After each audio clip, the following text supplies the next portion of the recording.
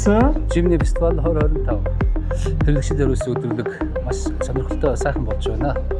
За зогсоод руу орохдоо тугийн хөгсөн учраас 3 секунд одоо энэ талбайд зассан байна. Хүүхдүүдэд зориулсан автомашины зам хийсэн байна. За мөн модон нөгөө хөл бөмбөг байна. X0 тэмдгүүд байна. Хүүхдүүдэд зориулсан хэд ийм сонирхолтой. За 36 байна.